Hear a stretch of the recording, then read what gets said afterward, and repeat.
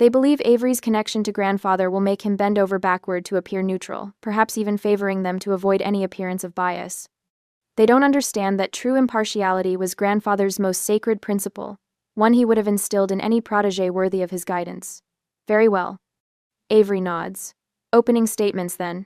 Mr. Dale? Dale buttons his jacket as he approaches the bench. Your Honor, this case is straightforward. Judge Franklin Cole was a respected jurist and beloved community member.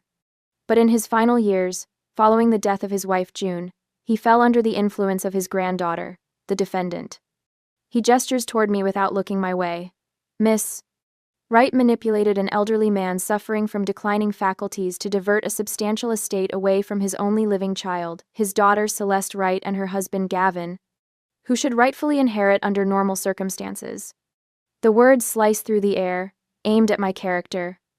I focus on my breathing, the way grandfather taught me during my first mock trial in high school. In, hold, out. The facts will speak. Amelia squeezes my wrist once before rising from her chair. Her voice, when she speaks, carries the soft lilt of Georgia, but the precision of 20 years arguing before the Supreme Court. Your Honor, the plaintiff's characterization ignores 3 decades of documented history. She moves forward, her stance relaxed but purposeful. Franklin Cole changed his will 10 years ago, when his mental faculties were unquestionably intact, as his physician will testify. The plaintiffs, Celeste and Gavin Wright, abandoned their daughter, my client, when she was 4 months old, leaving her with Judge Cole and his wife June. She pauses, letting the words settle across the courtroom. 3 decades of love and presence speak louder than accusations from those who chose absence. This case isn't about manipulation. It's about recognition of the true definition of family: those who stay. The word stay hangs in the air between us. I keep my eyes forward, refusing to be baited into looking at the parents who never stayed for a single childhood illness, school play, or graduation. The parents who now want what grandfather built, what he chose to leave to me. I think of the countless Sunday afternoons I spent with grandfather on the porch swing, watching neighborhood children play catch with their fathers, while I pretended not to notice the hollow ache in my chest. I think of grandmother June's gentle hands braiding my hair for school, teaching me to bake her lemon poppy seed cake, tending her hibiscus garden that exploded with crimson blooms each summer. They stayed. They chose me every day for 32 years. And now I would defend that choice, that love, against the blood ties that had proven thinner than water. The battle for my grandfather's legacy and my own had begun. The courtroom's heavy oak doors swing open as court reconvenes after lunch.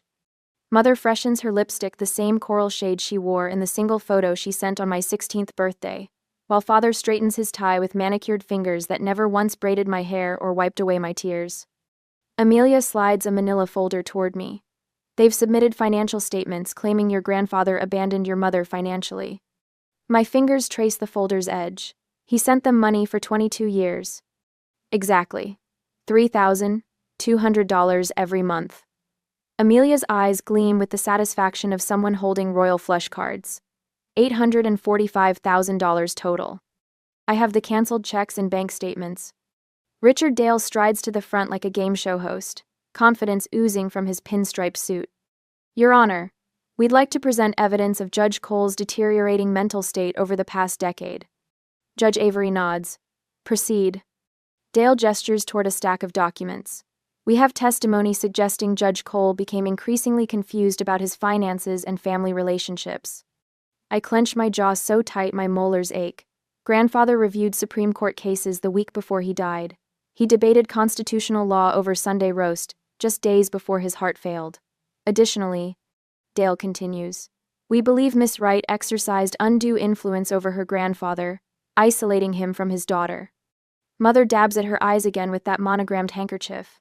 The Cole family crest, 3 oak leaves, representing strength, longevity, and wisdom, seems to mock her performance from its embroidered corner.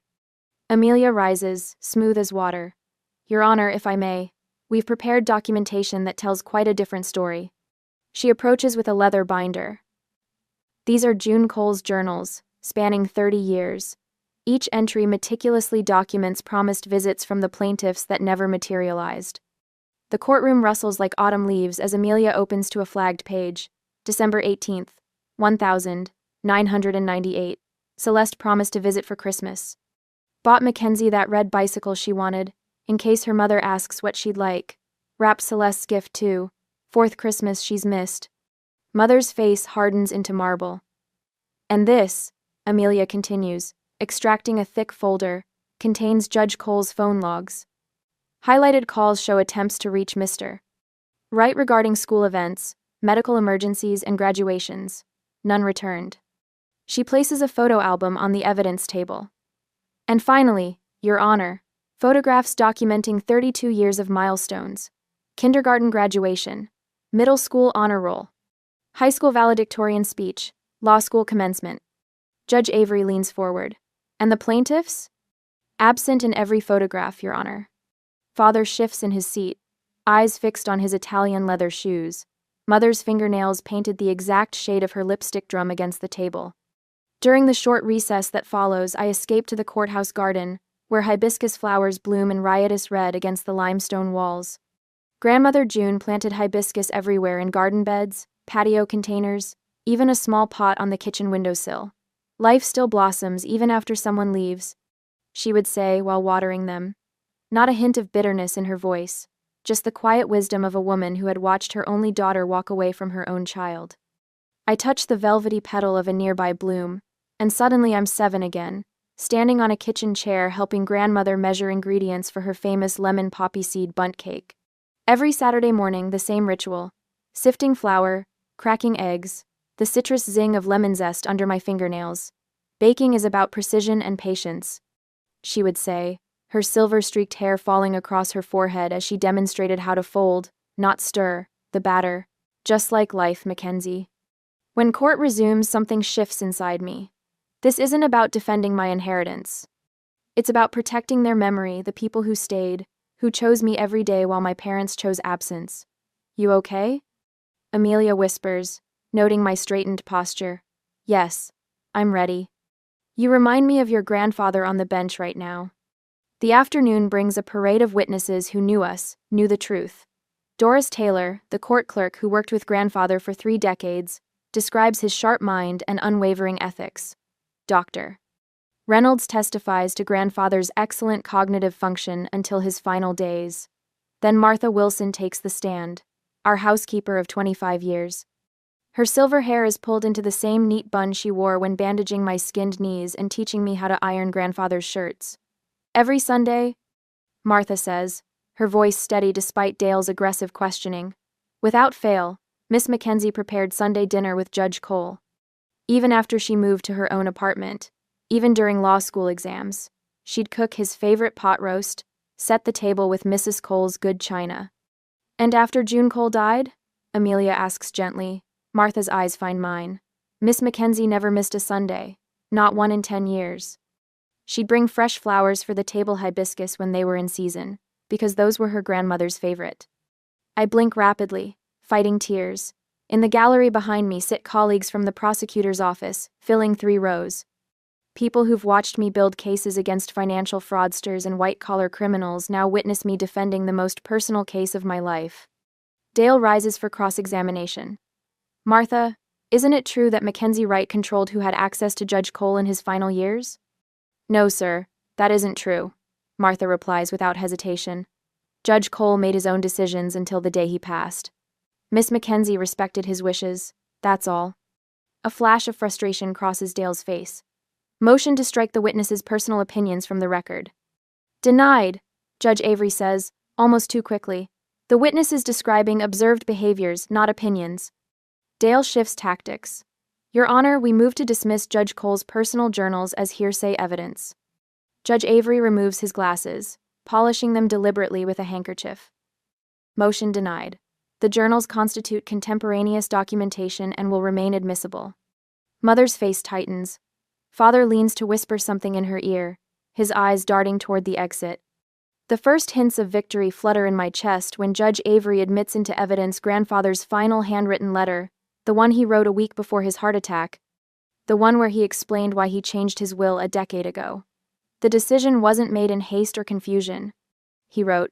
It was made with clarity after watching for 20 years, which family member demonstrated the meaning of the word. Mother's hands tremble slightly as she accepts a glass of water from Dale. For the first time since the proceedings began, I allow myself to believe that truth might actually prevail against the determined fiction my parents have constructed. And somewhere between the stack of financial records and the decades of documented absence, I find something unexpected. The strength that comes from knowing exactly who I am and where I belong. Not because of whose blood runs through my veins, but because of whose values run through my heart. The Charleston Post and Courier lands on my doorstep with a thud that echoes through the empty hallway.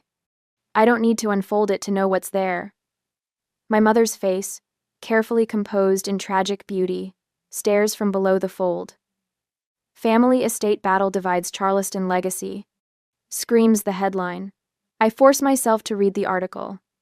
Celeste describes being systematically alienated from her father's affection. She weeps about the calculated effort to turn Franklin Cole against his only daughter, not one word acknowledging the 4-month-old baby she abandoned on her parents' doorstep. The phone rings before I finish. Mackenzie, right? The voice is unfamiliar, gruff. Speaking. You should be ashamed. Stealing from your own mother. The line goes dead.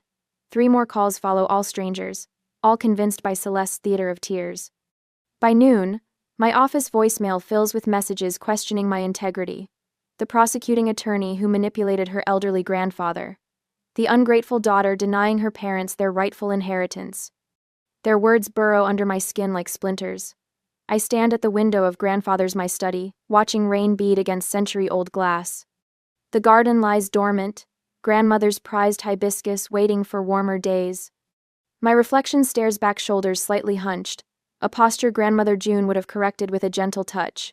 Stand tall, Mackenzie, she would say, like my hibiscus flowers. On the bookshelf behind me, leather-bound journals line up like sentinels. I trace their spines, pausing at one bound in green fabric, June's gardening journal. I haven't opened it since her passing 3 years ago.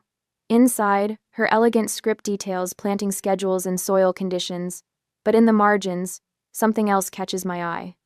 Life lessons, written as if in conversation with the plants she tended. Hibiscus survive winter when everything appears dead. She wrote beside a sketch of crimson blooms. The strongest flowers emerge from the coldest winters. Remember this, Mackenzie. My name, written in her hand, releases something tight in my chest. On the desk sits another treasure, a leather notebook grandfather gave me at my law school graduation. Inside the cover, his precise handwriting. Ethics aren't situational, Mackenzie. They're the foundation upon which justice stands. I remember watching him on the bench years ago, a summer internship that confirmed my path to law. A defendant had accused him of bias. Franklin Cole hadn't flinched. Justice isn't revenge, he told me afterward. It's the restoration of truth. And truth. The word settles in my mind like a stone in still water. I will not dishonor their memory with bitterness. I straighten my spine and lift my chin, stand tall like the hibiscus. The courthouse buzzes with anticipation the following morning. My mother takes the stand, dabbing at manufactured tears with practiced precision. Her cashmere sweater, robin's egg blue, not navy, complements her complexion perfectly. My father abandoned me, she testifies, voice breaking artfully. When Mackenzie came along, it was as if I ceased to exist. Richard Dale guides her through carefully scripted testimony. And your relationship with your daughter? I tried, Celeste whispers. But Franklin and June wouldn't allow it. They turned her against me. The gallery murmurs sympathetically. I keep my face neutral, fingers pressed against grandmother's pearl earring in my pocket, a grounding touch. Amelia rises for cross-examination, a stack of documents in hand. Her Georgia accent thickens slightly, a tactical choice that puts witnesses at ease before she strikes. Mrs. Wright, you testified that Judge Cole abandoned you. Is that correct? Yes. Celeste dabs her eyes. I have here visitation logs from 1993 through 2008. Amelia approaches the witness stand. Your signatures appear on 10 occasions in 15 years. 10 visits to your daughter in 15 years. Would you characterize that as maternal devotion? Celeste's jaw tightens. Those logs don't show the times I was turned away. Interesting. Amelia selects another document. I also have emails from your account to Judge Cole. The 12th of May, 2001. Can't make Mackenzie's recital. Send money for the Manhattan apartment deposit. The 23rd of December 2006. Christmas visit impossible this year. The Aspen house we're renting won't allow children. The 8th of September 2012. Mackenzie's high school graduation conflicts with our Mediterranean cruise. Each date hammers against the courtroom silence. Behind me, someone gasps. And this handwritten note from Judge Cole. Amelia displays the document on the screen. Franklin's precise script reads, "Broken promises, again." Mackenzie waited by the window until midnight. How do I explain this time? The tears on my mother's cheeks are real now, anger, not sorrow. The courtroom shifts subtly, like an ocean current changing direction. Martha Pullman takes the stand next, grandmother's housekeeper for 30 years, a fixture of Sunday dinners throughout my childhood. Her gray hair sits in a neat bun, hands folded primly in her lap. After Mrs. Cole passed, Mackenzie never missed a Sunday, Martha testifies.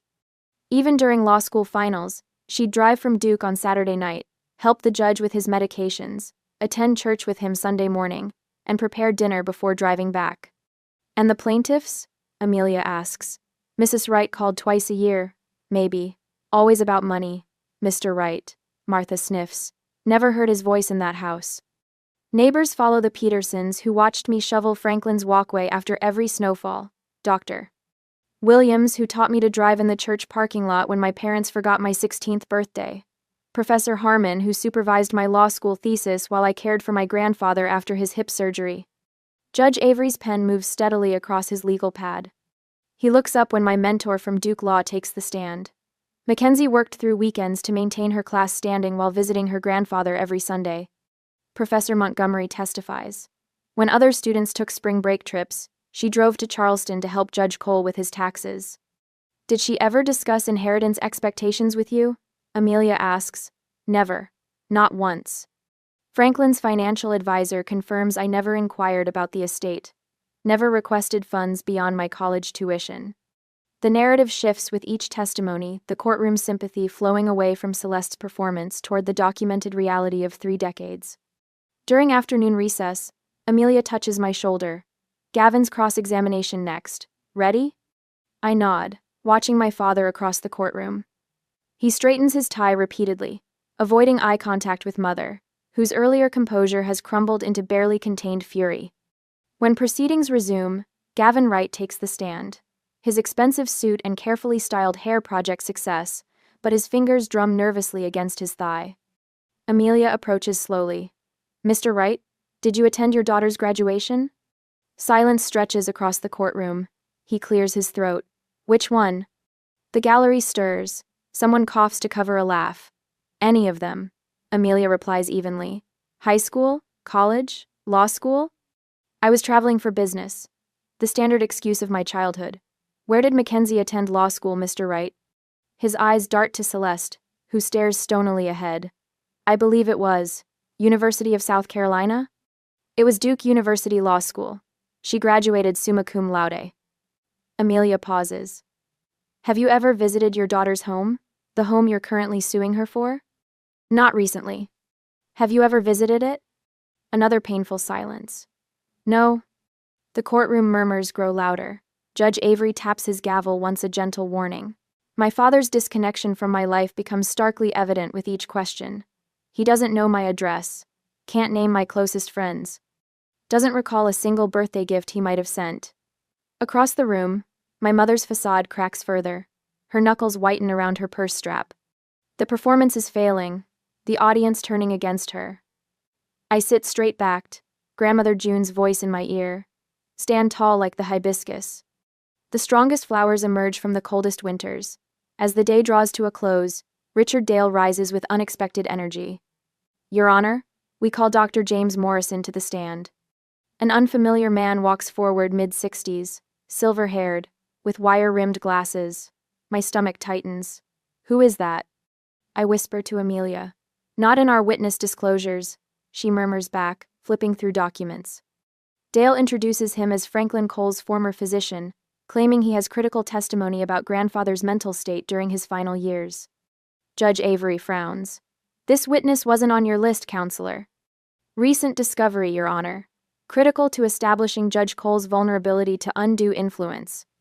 Amelia objects immediately, but Judge Avery allows limited testimony in the interest of complete examination. As the man settles into the witness chair, I notice something familiar, a nervous habit of adjusting his glasses with his middle finger rather than his index finger. The same odd gesture I'd seen years ago, at a medical conference where grandfather spoke. "Don't worry," Amelia whispers as Dale approaches his surprise witness. "Trust the preparation." I nod, watching Dr. Morrison's hands. He adjusts his glasses again, middle finger pushing at the bridge. A memory surfaces. Grandmother June's voice, gentle but firm. "Remember, Mackenzie, truth doesn't need rehearsal." I lean forward, studying the doctor's nervous mannerisms as he begins to speak about memory issues and suggestibility in my grandfather's final years. There's something else familiar here, something I can't quite place. Judge Avery watches the new witness with narrowed eyes. The courtroom holds its breath. And suddenly, I know exactly who this man is. The courtroom falls silent as Dr. William Barrett adjusts his bow tie, his fingers trembling slightly against the polished wood of the witness stand. Mother smiles with that particular curve of her lips I've seen since childhood, the expression that accompanies her confidence in getting exactly what she wants. "Dr. Barrett, how long did you treat Judge Franklin Cole?" Richard Dale's voice carries that practiced sincerity that sounds hollow to anyone who's spent time in courtrooms. Barrett clears his throat. "I saw Judge Cole twice in the months before his passing. And during those visits, did you observe any signs that might indicate Judge Cole was being manipulated?" My muscles tense. Amelia places her hand over mine beneath the table, a gentle warning to maintain composure. Objection. Calls for speculation. Amelia states, her Georgia lilt more pronounced when she's irritated. Judge Avery's silver eyebrows draw together. "I'll allow it, but tread carefully, Mr. Dale." Barrett nods eagerly. "Yes, I observed several concerning signs.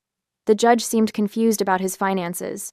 He mentioned feeling pressured regarding decisions about his estate."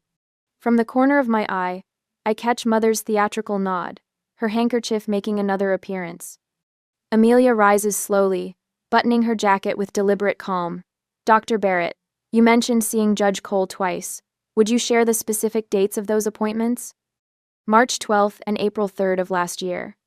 "And what was your relationship with Judge Cole before these appointments?" Barrett shifts.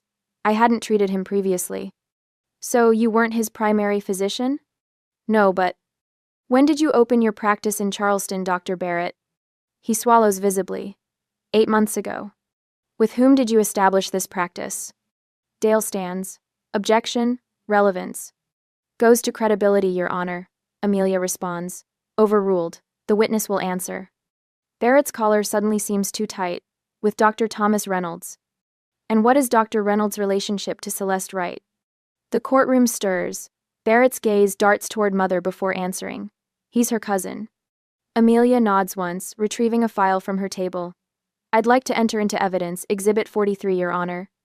These are Judge Cole's complete medical records from his primary physician of 30 years, Dr. Harold Simmons. Dale launches to his feet. "Objection. Those records weren't provided during discovery." "They absolutely were, Your Honor. Page 211 of our disclosure packet, submitted 2 months ago." Amelia doesn't even glance at Dale as she speaks. Judge Avery leafs through a folder. "Objection overruled. Records were properly disclosed." Amelia approaches Barrett with a stack of documents. "These records show that Dr. Simmons performed a complete cognitive assessment of Judge Cole just 1 week after your second appointment. Would you please read his conclusion on page 4, paragraph 2? Barrett's voice wavers. "Cognitive function remains sharp and consistent with previous evaluations. Patient demonstrates excellent recall of recent and distant events. No evidence of confusion or impairment in decision-making capacity." "Thank you, Dr. Barrett." Amelia places another document before him. "Now, could you please explain this prescription you wrote for Judge Cole during your second visit?" Barrett pales. "It's for a mild sedative." "Was this medication requested by Judge Cole?" "Not exactly." "Who suggested this medication, Dr. Barrett?" His eyes flick toward Mother again.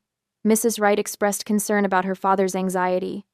Yet Dr. Simmons' notes indicate Judge Cole reported no anxiety symptoms at his appointment the following week. Interesting. Amelia turns toward the bench. No further questions for this witness. Dale rises for redirect. But Barrett's testimony has unraveled beyond repair. Each question only deepens the hole. Mother scribbles furious notes, passing them to Dale, who barely glances at them before sighing. Father leans toward Mother, whispering something that makes her face flush crimson. They've started to fracture, each blaming the other for the collapsing case. The defense calls Mackenzie right, Amelia announces. Taking the stand feels surreal, as if I'm floating outside my body. I adjust the collar of my blouse, grateful for the extra starch Martha insisted on this morning. That judge needs to see you're solid as bedrock, she'd said while pressing it. After I'm sworn in, Amelia approaches. Miss Wright, there have been insinuations that you manipulated your grandfather for financial gain. If that were true, wouldn't there have been easier ways to secure his money than spending every Sunday for 30 years at his dinner table? Yes. My voice comes out steadier than expected. I'm a prosecutor with a comfortable salary. If I'd wanted his money, I wouldn't have spent 3 decades of Sundays listening to his stories about cases from 1972. A few quiet chuckles ripple through the courtroom. Did that Sunday dinner tradition change after your grandmother passed away? I swallow around the sudden thickness in my throat, only in one way. I started bringing the lemon poppy seed cake instead of her making it. Everything else stayed the same: 6 o'clock sharp, classical music on the radio, and grandfather's stories. And why did you maintain this tradition? The answer is simple. I stayed because I loved him. Dale stands for cross-examination, his confidence visibly diminished since the morning. Miss Wright, isn't it true that you influenced your grandfather's decision to change his will after your grandmother's death? No. His will was changed 10 years ago, when grandmother was still alive. They made the decision together. But you discussed the will with him? He discussed it with me.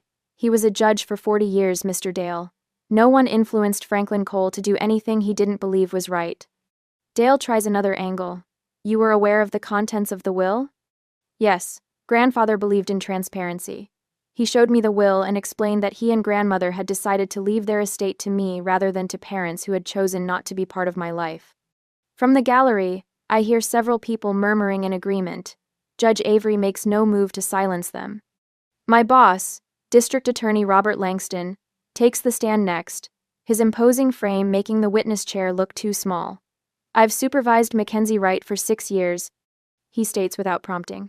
She's prosecuted financial crimes worth millions. If there were a prosecutor in my office I'd trust with my own estate, it would be her. Her integrity is beyond reproach. Judge Avery nods, then speaks directly from the bench. I've known Franklin Cole for nearly 30 years. He mentored me when I joined the judiciary. In all that time, I never once saw him make a decision that wasn't thoroughly considered and ethically sound. Dale's objection comes too late, and without conviction. The judge simply notes it for the record without acknowledging it further. During the afternoon recess, I step into the hallway for air and overhear Father's harsh whisper to Mother near the water fountain. You pushed this too far, Celeste. Barrett was a disaster. Barrett. How was I supposed to know they'd have those records? Thomas said. Thomas said. Your whole family talks big but delivers nothing. Mother spots me and falls silent, pulling Father away by his sleeve. When court reconvenes, Richard Dale requests a conference with Amelia. They speak in hushed tones at the side of the courtroom before approaching the bench together. After a brief discussion with Judge Avery, they return to their respective tables. Amelia leans close. They're offering to drop the suit if you'll pay their legal fees. I shake my head once. No. She squeezes my hand. Good. That's what I told them. Mother sits ramrod straight at the plaintiff's table, but the cracks in her facade have widened. Her cousin, seated 3 rows back, stares fixedly at his shoes rather than meeting Barrett's questioning gaze from across the room. Judge Avery clears his throat. Based on the testimony and evidence presented today, I'm prepared to issue a ruling unless counsel has additional witnesses. Dale rises. No additional witnesses, Your Honor. Very well. Judge Avery's gaze sweeps the courtroom before settling on me. Sometimes the law is complicated. This case is not. The evidence clearly shows that Franklin Cole was of sound mind when he executed his will, and that his intentions were deliberate and informed. He turns toward my parents. The plaintiffs have failed to provide any credible evidence of undue influence or diminished capacity. Their claim is dismissed with prejudice. Their sack. The gavel falls, sharp and final. Mother's face contorts with fury. but it's father who surprises me. For just a moment, something like relief crosses his features before the mask of indignation returns. As people file out of the courtroom, Amelia gathers her papers. Your grandfather would be proud. I nod, unable to speak past the knot in my throat.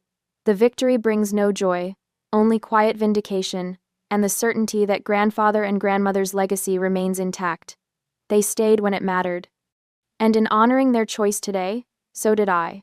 Celeste corners me outside the third-floor bathroom, her Chanel perfume creating an invisible barrier between us. The courthouse hallway stretches empty in both directions, witnesses scattered to their own corners during the 15-minute recess before closing arguments. Mackenzie. Her voice lacks the practiced warmth she uses in the courtroom. We should talk. I straighten my charcoal suit jacket, a shield against whatever manipulation comes next. About? This division. She steps closer, her diamond earrings catching the fluorescent light. You might have the law and money on your side, but I have your blood. The word blood hangs between us like an accusation. I think of grandfather's handwritten journals documenting each missed birthday, each broken promise, each time my mother chose absence over presence. Would your grandmother want this? Celeste whispers, her perfectly manicured hand reaching toward my arm but stopping short of actual contact. June was all about family unity, about forgiveness. My throat tightens at the casual invocation of grandmother's name. Celeste barely knew her own mother in adulthood, visiting less than once a year while I helped June tend her hibiscus garden every Saturday morning for 27 years. We could end this today, she continues, misreading my silence as hesitation. I'm willing to forgive and forget everything if you'll simply split the inheritance. 50-50. That's fair, isn't it? Mother and daughter sharing equally? Her eyes identical to mine in shape and color scan my face for weakness. For the little girl who once waited by the mailbox for cards that rarely came. Think about the community. She presses. Everyone's talking. The pastor at Trinity called me yesterday about the tragedy of family division. I almost laugh. Pastor Roberts had called me too, his concern genuine after 3 decades of watching me sit beside grandfather in the 4th pew every Easter Sunday, while my parents remained phantom figures in holiday photographs. The Charleston Post is running a piece next week, Celeste adds. Family against family. Is that what you want your legacy to be? What about the Cole family reputation? Before I can answer, Richard Dale rounds the corner with his leather portfolio and nods to my mother. Judge Avery's returning in 5 minutes. Celeste's gaze hardens. Think about it, Mackenzie. Blood matters in this town. Always has. They disappear down the hall, leaving me alone with the echo of her words and the weight of 32 years of carefully documented absence. I push open the bathroom door and stand before the mirror, studying my reflection. Gray eyes, straight nose, firm chin, all inherited from a woman who considered motherhood an inconvenience. But there's something else. Something June cultivated through quiet Saturday mornings in the garden when she taught me to transplant hibiscus shoots with gentle hands. Life still blossoms, she'd say, even after someone leaves. I see June's strength reflected back at me now. And I hear grandfather's voice, clear as it was during our last Sunday dinner. Integrity isn't what you claim, Mackenzie. It's what you demonstrate. The bathroom door swings open, and Amelia steps inside. Her eyes meet mine in the mirror. They're trying a last-minute settlement offer, I heard. They are. She studies my expression and nods once. You've made your decision. I turn from the mirror, straightening my shoulders the way grandfather did before delivering a verdict. Truth over peace. Good. Amelia holds the door. Because your grandfather's journals just arrived from his chambers. Judge Avery granted our motion despite Dale's objections. The courtroom buzzes with anticipation when we enter. The gallery has swelled with Charleston's old guard, come to witness the final act of our family drama. I glimpse familiar faces, neighbors who watched me grow up. Law colleagues. Even Pastor Roberts sitting in the back row with his well-worn Bible. Celeste and Gavin whisper urgently to Dale, as Judge Avery takes his seat. My father's expensive tie is slightly askew, his first visible sign of discomfort since the trial began. Closing arguments, Avery announces, nodding toward Dale. Richard Dale buttons his suit jacket as he approaches the bench. Your Honor, this case ultimately transcends legal technicalities. It's about blood, about family. About a mother seeking to restore her rightful place in her daughter's life through the inheritance that should flow naturally from father to daughter. He gestures toward the gallery. The community understands this. Charleston traditions honor family unity above all. We've heard from respected community members, Pastor Roberts, family friends, even Mackenzie's childhood neighbors, all urging reconciliation. Dale's voice rises passionately. Celeste Wright may have made mistakes as a young mother, but what parent hasn't? Should those mistakes cost her everything? Should a mere legal document override the sanctity of blood relations? Judge Avery's expression remains impassive as Dale concludes with an appeal to tradition and blood over cold legal documents. When Amelia rises, she carries only a single sheet of paper. Your Honor, this case has never been about blood. It's about choice, about who stays. She unfolds the paper carefully. This letter was found in Judge Franklin Cole's desk, dated 2 weeks before his death. With the court's permission, I'd like to read it. Avery nods, and Amelia begins reading in her measured Georgia accent. Mackenzie, you inherit not because of blood, but because you stayed. When Sunday dinners became difficult for me after June passed, you never missed one. When law school demanded your weekends, you studied at my kitchen table. When Celeste and Gavin asked for money, which the bank records show exceeded $845,000 over 22 years, they never once asked about you. End quote. The courtroom falls silent as she continues. A parent isn't defined by biology but by presence. I choose you as my heir because you chose me as your family. Every Sunday, every holiday, every ordinary day when showing up mattered. She places the letter on the exhibit table and turns to face the judge. Evidence, Your Honor, not emotion, should govern this court's decision. The evidence shows decades of financial support to the plaintiffs alongside their consistent absence. It shows Franklin Cole's mental acuity until his final days, confirmed by medical records. And it shows a lifetime of Sundays when Mackenzie Wright chose to stay, while her parents chose to leave. Amelia looks directly at Celeste and Gavin. What kind of parents sue their own child after abandoning her? What kind of mother invokes family unity after 3 decades of documented absence? The question before this court isn't about blood. It's about the true definition of family. I feel tears press against my eyelids as Amelia returns to her seat. Beside me, she places a tissue in my hand without looking. I squeeze it tight but don't use it. Not yet. Judge Avery removes his glasses, polishing them slowly with a handkerchief. The courtroom remains hushed, holding its collective breath. Having reviewed all evidence and testimony presented in this case, he begins. I find the will of the Honorable Franklin Cole to be valid and executed with sound mind and full legal capacity. He replaces his glasses, looking directly at Celeste and Gavin. The plaintiff's claim is dismissed with prejudice. Furthermore, the plaintiffs shall pay the defendants reasonable attorney fees, as permitted under state law, for frivolous lawsuits, without substantial justification. The gavel strikes with finality, echoing across the courtroom. This court is adjourned. Only then do I allow the tears to fall, not for the inheritance secured or the lawsuit defeated, but for the validation of a truth I've always known. Family isn't determined by blood running through veins, but by feet that walk toward you when others walk away. Celeste and Gavin rise quickly, avoiding my gaze as they follow Dale through the side door. No final words, no acknowledgement, just departure, the one consistent action they've shown throughout my life. Amelia squeezes my shoulder once. Justice served, she whispers. Your grandfather would be proud. Ka. I nod, unable to speak past the knot in my throat. The courtroom empties slowly, murmurs fading, like receding tides. I remain seated, watching sunlight filter through tall windows onto the empty plaintiff's table. The inheritance matters less than what it represents. Recognition that family is defined by who stays when leaving is easier. And for 32 years, through scraped knees and law school graduations, through grandmother's funeral and quiet Sunday dinners, my grandparents stayed. I gather my portfolio with steady hands. Tomorrow I'll visit their graves with fresh hibiscus cuttings from the garden they taught me to tend. Tonight, I'll bake grandmother's lemon poppy seed cake and eat it alone at their kitchen table. Some would call it victory. I call it vindication. And somewhere I know grandfather and grandmother are calling it justice. The nameplate on my office door still catches me off guard sometimes. The Honorable Mackenzie Wright gleams in polished brass against dark mahogany. One year, as South Carolina's youngest state judge, hasn't dulled the quiet pride that rises in my chest each morning. I smooth my charcoal skirt as I settle behind the bench, studying the faces before me. Another inheritance dispute. Another daughter claiming her mother favored a grandchild unfairly. Another echo of my own story played out with different characters. Mrs. Reynolds claims her mother was manipulated into changing her will. The plaintiff's attorney states, his voice carrying the same entitled certainty Richard Dale once used. The defendant, her daughter Beth, took advantage. Objection, Your Honor. Beth's attorney rises. Prejudicial characterization.